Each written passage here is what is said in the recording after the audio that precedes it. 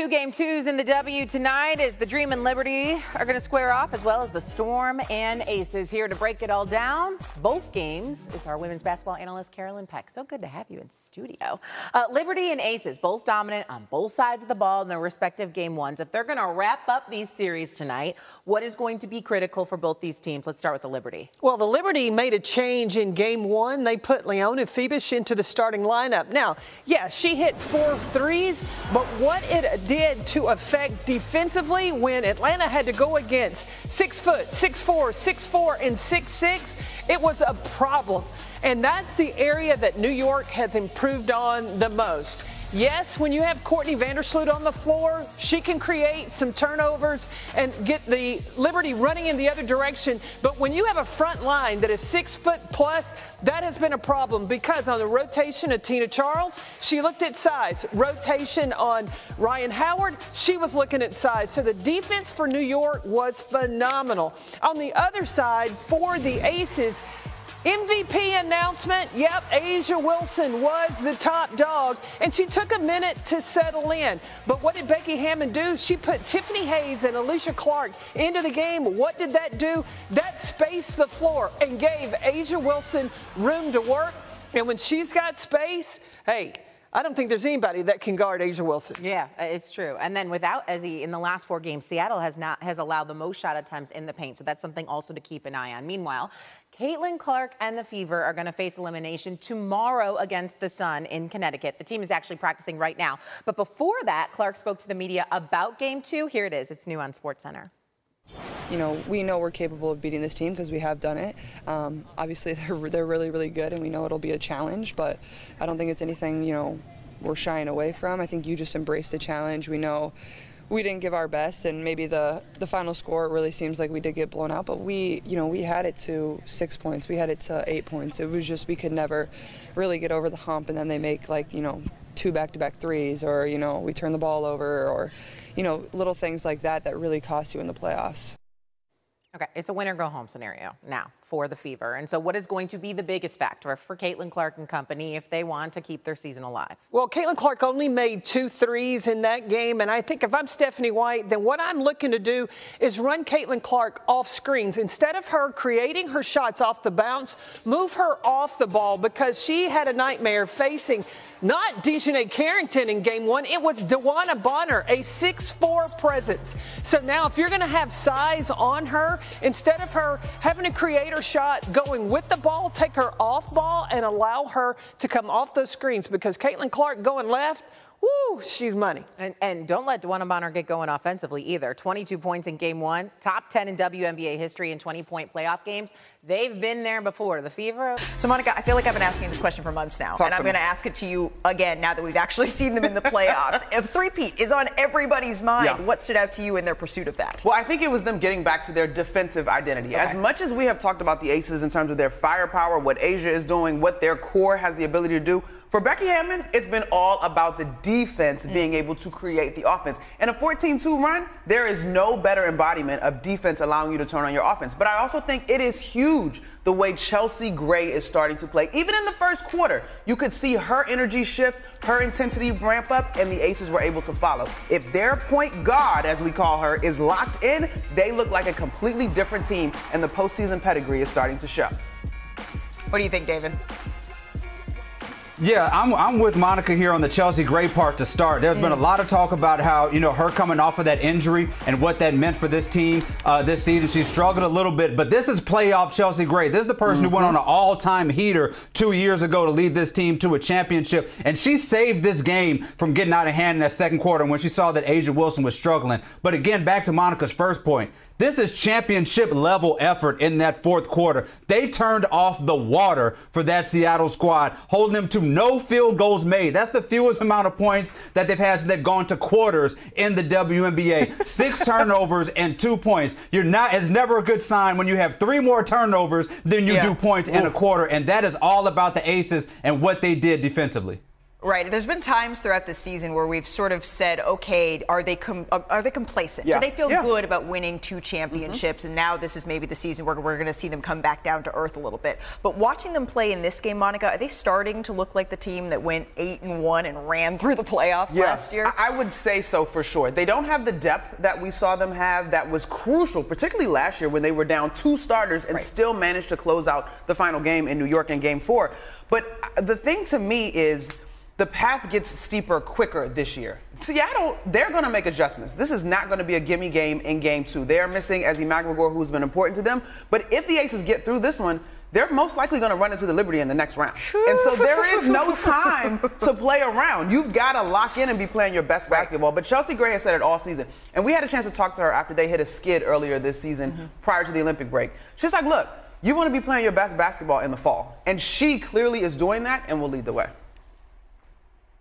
Yeah, to me, this is about A'ja Wilson completing what is maybe the best 24 months that we've seen from any basketball player ever. If you look at where we were 2 years ago, we're talking about 2, maybe 3 NBA championships, a finals MVP, 2 regular season MVPs, defensive player of the year, gold medal, best player in the Olympics. Well, I don't even know what else. I don't know if she sold the most Girl Scout cookies last year or something. And I cannot think of in any sport, in any basketball sport, NBA, WNBA, somebody putting together that many accolades in the course of 24 months.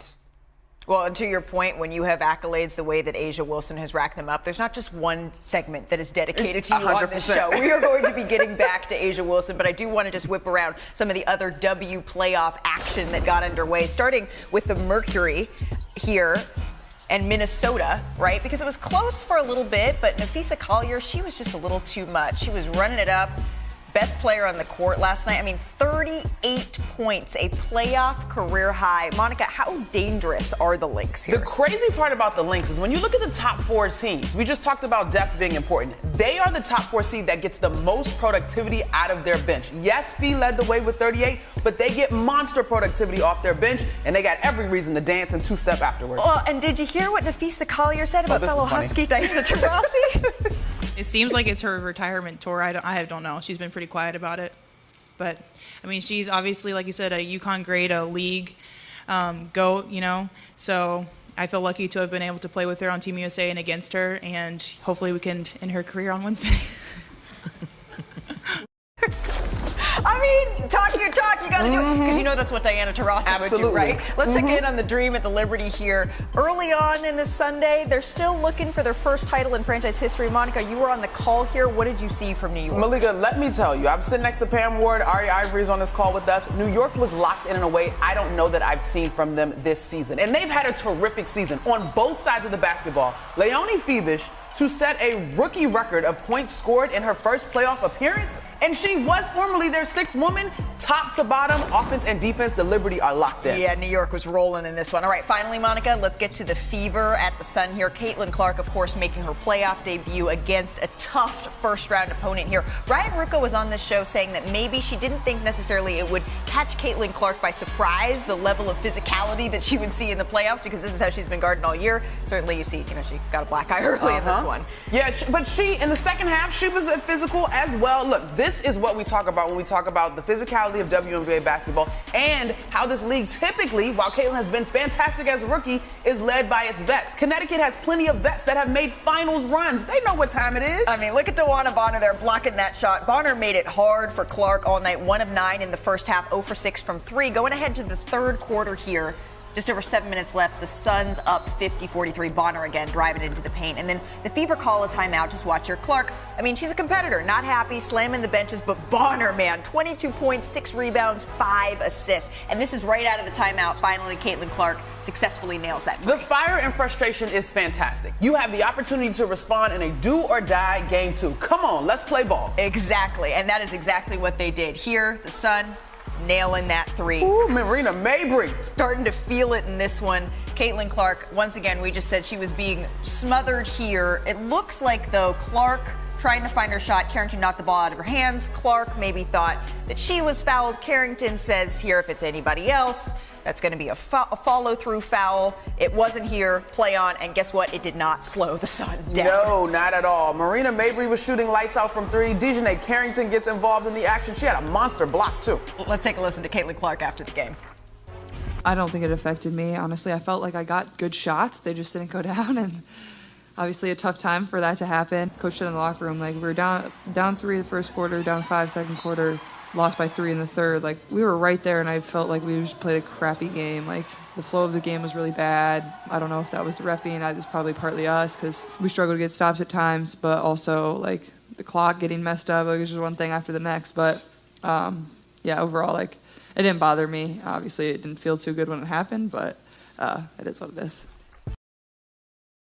If you love to travel, Capital One has a rewards credit card that's perfect for you. With Venture X, earn unlimited double miles on everything you buy and get access to over 1,300 airport lounges. Open up a world of possibilities with Capital One. What's in your wallet?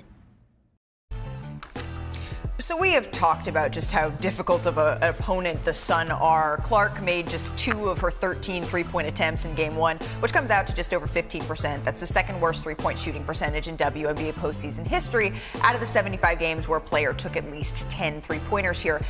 But this is what happens when you're a lower seed, and this is a physical game. What did you see, Monica, in Clark's debut and what the Sun posed here? Look, you got to understand that the Connecticut Sun have been a top 3, if not the #1 defensive team in the WNBA consistently 4 out of the last 5 seasons. Now, mind you, this was also the game that Caitlin Clark opened the season with. Dejanay Carrington is in the running for Defensive Player of the Year as a guard position, and she didn't even start with the primary assignment. It was DeWanna Bonner with that tremendous length.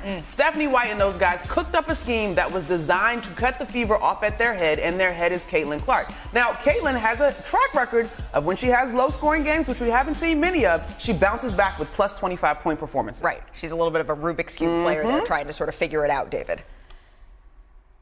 Yeah, out of all the teams in WNBA, the Connecticut Sun are the most uniquely designed to defend Caitlin Clark. They can throw length at her with Bonner, who really threw her off her game. I don't think people expected that defensive matchup. She was 0 for 4 to start the game with Bonner, and then she started to press a little bit, which allows Dejanay to start to guard other players. And she had Kelsey Mitchell also in a straitjacket. They were combined 4 for 23 from 3. That Connecticut Sun team is going to pressure you and tire you out and wear you out on offense. And they made the shots difficult for Caitlin Clark. So when she got open shots, she was still missing, and they made those passes really difficult to complete. 8 assists is not too shabby, but she had, she was not able to orchestrate the offense the way that she usually does because of the way the Sun were really frustrating her. Really quick, y'all, the other thing that is key to what the Fever want to do, they play with tremendous pace. The pick and roll action between Caitlin Clark and Aaliyah Boston is also a foundational piece of their offense. It may not always be hitting AB on the roll. Sometimes it's spraying out. But Brianna Jones is a terrific defender within paint. And so that pick and roll didn't look as smooth as they are. Caitlin Clark and the fever of interest in the WNBA playoffs unshaken by the NFL. Despite competing with the NFL on a Sunday, Game 1 of the WNBA playoff series featuring Caitlin Clark, Indiana Fever, and the Connecticut Sun drew impressive viewership. It's often said that the NFL is America's favorite pastime. With games routinely pulling in over 20 million viewers, a whole day of the week dedicated to the league, and the Super Bowl being the biggest pop culture event in the country, it's fair to assume that football would overshadow almost anything else, including Caitlin Clark and the Indiana Fever. But that wasn't the case, not even when the Fever fell to the Connecticut Sun in Game 1 of the WNBA playoffs. Clark's playoff debut captivated 1.8 million viewers, according to sports media expert Andrew Marchand from The Athletic. To put that in perspective, this match, though not the most nail-biting one, aired during the same time slot as some major NFL games, including part of the Baltimore Ravens' victory over the Dallas Cowboys, a team widely considered the NFL's most prominent franchise.